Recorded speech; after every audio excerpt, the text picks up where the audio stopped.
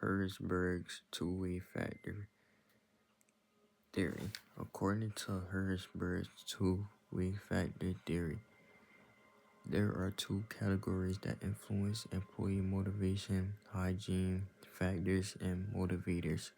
Hygiene factors don't necessarily make employees happy, but they can prevent dissatisfaction. Examples include fair pay, job security, safe work and job conditions, company policies, and positive relationships with supervisors. To reduce dissatisfaction, companies should focus on strong benefits packages, competitive wages, flexible scheduling, and creating a respectful work environment. If employees feel unpaid or treated unfairly, dissatisfaction grows quickly. To increase job satisfaction, organizations need motivators. These include recognition opportunities for advancement, increased responsibility, meaningful work, and personal achievement. Employees want to feel valued and challenged. At Publix, for example, if a management provides fair schedule for a safe workplace, that helps reduce dissatisfaction. However, if an employee receives recognition for excellent customer service or gets promoted to a leadership position, they can increase satisfaction and motivation because it provides a sense of accomplishment. I think Herzberg's theory is useful because it reminds managers that simply increasing pay will automatically create motivated employees. Employees also need purpose, growth, and recognition. Prompt 2. McLean versus Maslow versus ERG theory. McLean's acquired needs theory argues that people's needs are shaped by their life experience and cultural backgrounds. He identified three major needs: achievement, affiliation, and power. Maslow's Hickory suggests that people move through 5 levels of needs, beginning with physiology needs and ending with self-actualization. ERG theory simplifies Maslow's model into 3 categories: existence, relatedness, and growth. The biggest difference is that Maslow and ERG assume people generally move through similar stages, while McLean believes our experiences shape what motivates us most. Personally, I think McLean's theory is most realistic because people are different. Not everyone is motivated by the same things. For example, my goal is to eventually own my own business and create financial freedom for myself and my family. That reflects a strong need for achievement. Someone else might care more about relationships. Someone else might care more about relationships and teamwork, which reflects affiliation. I also think culture and upbringing influence motivation. Growing up with multiple siblings taught me the importance of working hard and striving for success. Because of that experience, achievement motivates me more than it might motivate someone else.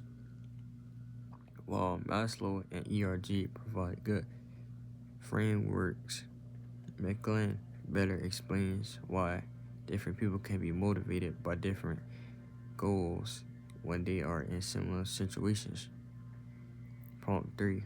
Auto dealership sales goals. At first glance, it seems great if a salesperson at an auto dealership is meeting their weekly sales. However, the manager should ask whether the goals are actually challenging enough.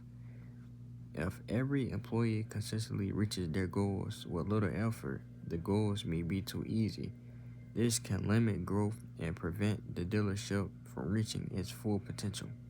Another concern is that employees may only focus on achieving the minimum target. For example, if a salesperson goal is 5 cars per week, They may stop pushing once they reach false sales instead of continue to look for additional opportunities. There is also a responsibility.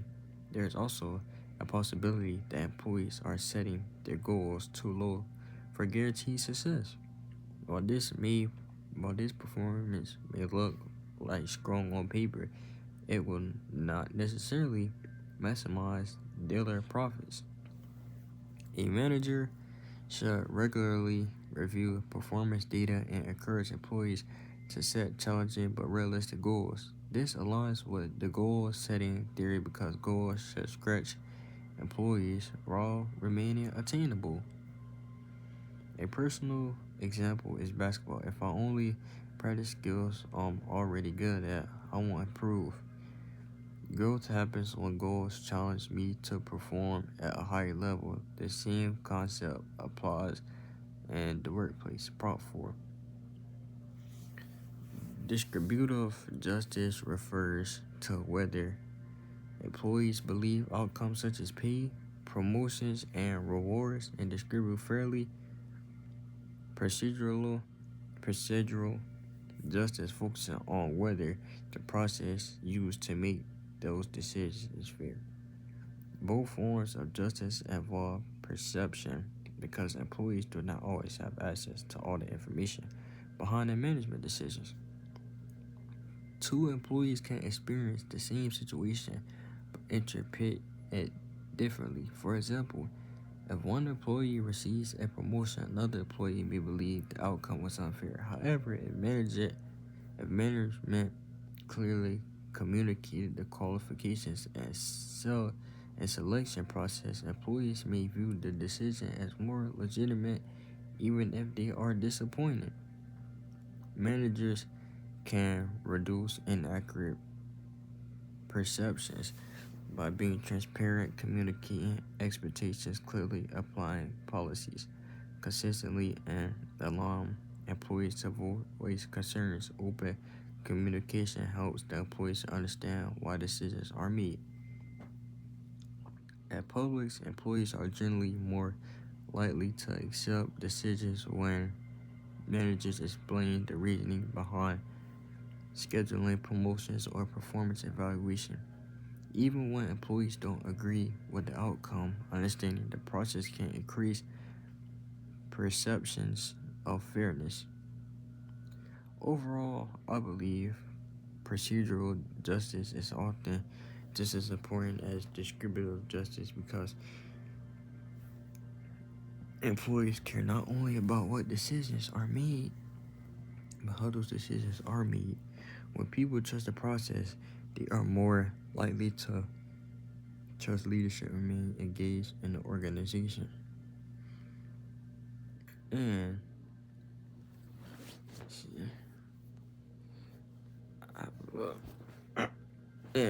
overall, studying these motivations and justice theories help me realize that managing people is much more is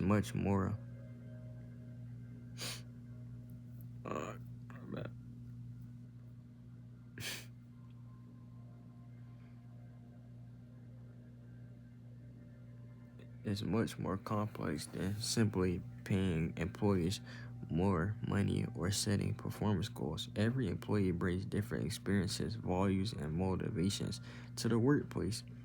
Effective managers must understand what drives each individual while also creating a fair and supportive environment. What stood out to me the most is that employees want more than a paycheck. They want to feel respected, recognized, and valued for their contributions. Whether it is Herzberg's focus on meaningful work, McClellan's emphasizes on individual needs, or the importance of fairness through procedural and distributive justice. All these theories highlight the human side of management. Organizations that understand this is more likely to retain talented employees and build a positive workplace. As I continue my education in business and money management, I can see how these concepts will apply to my future career goals.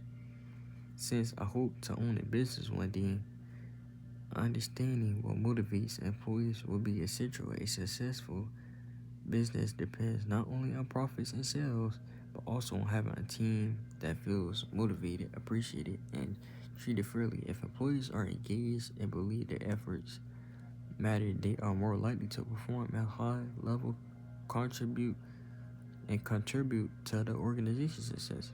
These theories have been developed years ago, but they remain relevant because people are motivated by achievement, growth, recognition, and fairness. As a future business leader, I hope to use these concepts to create a workplace where employees feel supported, challenged, and motivated, and to reach to their full potential. Thank you for listening. My final thought: one thing that connects all four of these topics is the idea that people are motivated differently, and managers need to understand those differences to be effective leaders. A manager A manager cannot assume that every employee wants the same reward, response to the same incentives, or views situations the same way.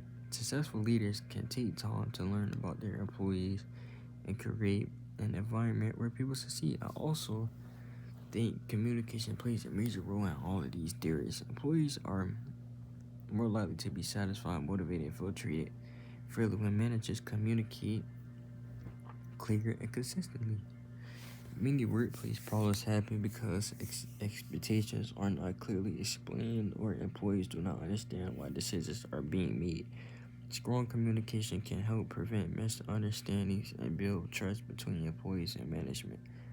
As someone pursuing a degree in money management and hoping to own a business one day, these concepts are important because managing people will be one of the biggest responsibilities I have. No matter how good a company is, products or services are, its success ultimately depends on the people working there.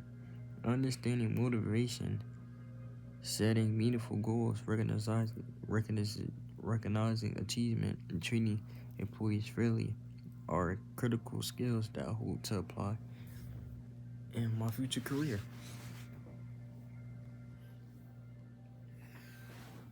After learning about these theories, I have a greater appreciation for challenges managers face every day. They must balance organizational goals with employee needs while maintaining a productive and fair work environment. I believe best managers are those who not only focus on things but are generally focused on the employees and the environment. So that's really most of the stuff I think about. Another important takeaway from this lesson is that motivation is not something that stays the same forever. People, priorities, goals, and everything change in the stages of life. For example, a new employee may be motivated by earning a paycheck and gaining experience, while a more experienced employee may be motivated by leadership, opportunities, career advancement, and personal achievement. Because of this, managers need to regularly communicate with employees to understand what motivates them at a particular point in time. I also think these theories apply outside of the workplace, and college students are motivated by different things just like employees. Some students are motivated by getting good grades, or some by earning a degree to support their families, and others by pursuing a career they are passionate about. Personally, I am motivated by the opportunity to create a better future for myself and my family, being the first person on my dad's side to attend college, and it pushed me to work hard and stay focused on my goals when things became challenging. Looking at my own experience, I had noticed that I perform better when I recognize my efforts and when I have clear goals to work toward, whether it was working at Publix, playing basketball, or completing difficult college assignments. Having a sense of purpose and achievement has always motivated me to keep improving. This connects directly to many other theories we discussed because they all emphasize that people want to feel that their efforts matter. That's all they want to do.